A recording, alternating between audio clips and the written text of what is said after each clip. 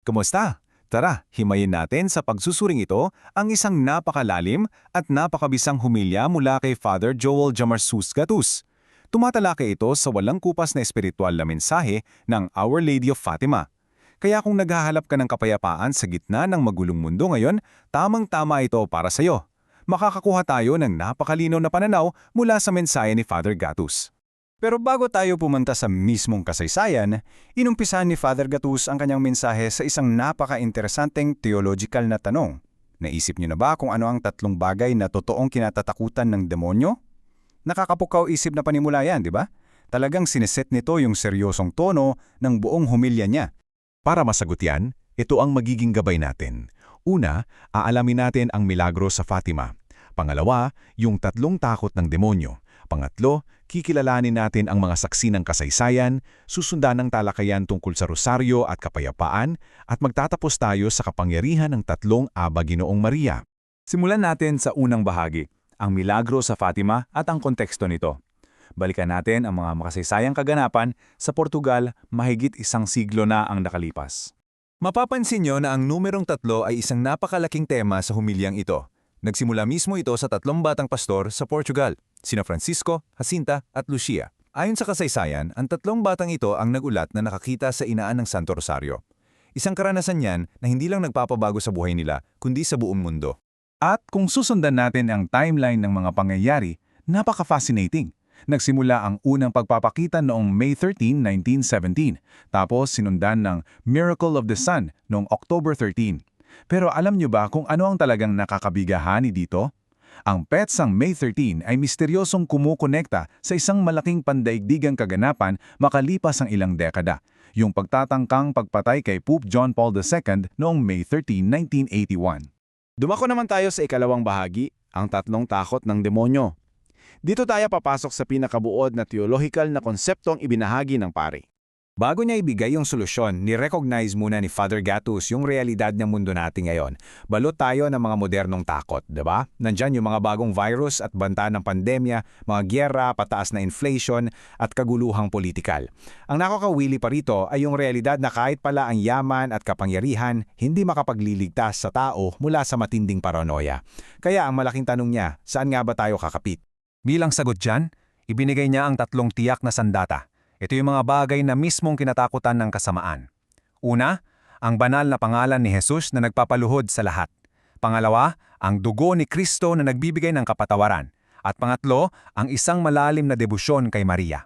Ayon sa kanya, ito yung makakapagbigay sa atin ng matibay na proteksyon para hindi tayo lamunin ng pangamba.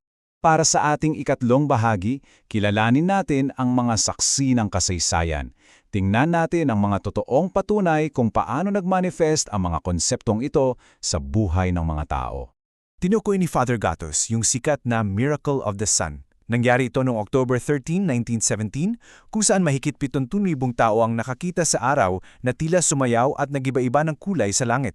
Nagbahagi pa siya ng isang nakakabilib na kwento tungkol sa isang atheist na journalist. Pumunta raw ito doon para lang patumayang peke ang himala. Pero hulaan niyo kung anong nangyari? Pagkatapos niyang makita mismo ang milagro, umiyak ang journalist at tuluyang naniwala sa Diyos.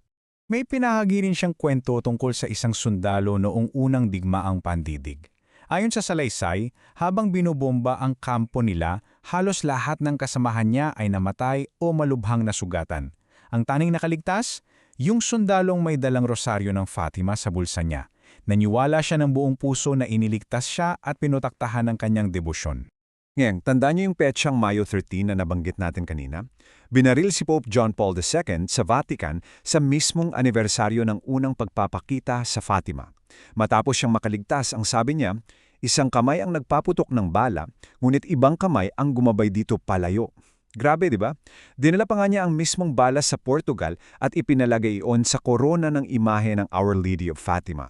Dito na tayo papasok sa ika-4 na bahagi, ang rosaryo at kapayapaan. Ito yung mismong solusyon na inilalahad niya para makahanap tayo ng kapayapaan sa gitna ng matinding kaguluhan. Inangkla niya ito sa isang napaka-powerful na quote mula kay Mother Teresa, ang rosaryo ay isang sandata ng kapayapaan. Ipinapakita lang nito na ang pananalangin, hindi lang ito pasibong gawin ha.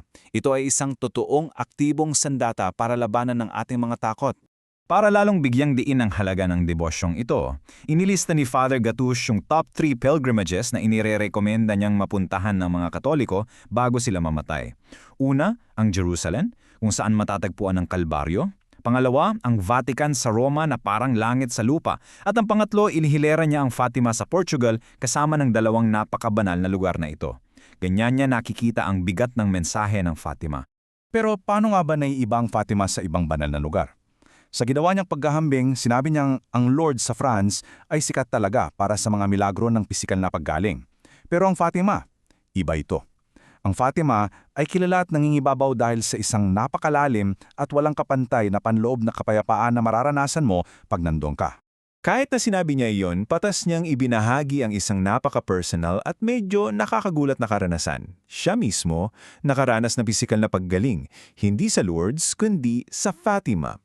Gumaling daw yung matagal na niyang iniindang frozen shoulder matapos siyang pumunta sa isang umaapaw na bukal doon sa gitna ng square. Isang magandang patunay ito mula mismo sa karanasan niya na may mga himalang nangyayari sa lugar na ito. Ngayon, dumako na tayo sa ikalimang bahagi, ang tatlong Aba Ginoong Maria. Dito natin makikita kung paano natin maa-apply ang lahat ng ito sa ating mga buhay. Siyempre, alam naman niya na hindi lahat sa atin ay kayang maglakbay papuntang Portugal. Kaya nagbigay siya ng isang napakasimpleng takdang aralin na gumagamit ulit ng kapangyarihan ng tatlo. Magdasal tayo ng tatlong Aba Ginoong Maria ngayong araw. Ang una, para sa sarili mong personal na intensyon. Ang pangalawa, para sa kapayapaan ng ating bansa. At ang pangatlo, para sa buong mundo. Napakasimpleng gawin, pero napakalaki ng epekto nito. At para tapusin ang pagsusuring ito, iniwan niya tayo sa isang napakagandang kaisipan na talagang mapapaisip ka. Kung nagdarasal ka at matagal ka nang naghahanap ng milagro sa buhay mo at hindi mo ito makita, paano kung tinatawag ka pala ng Diyos para maging mismong milagro para sa ibang tao? Grabe, di ba?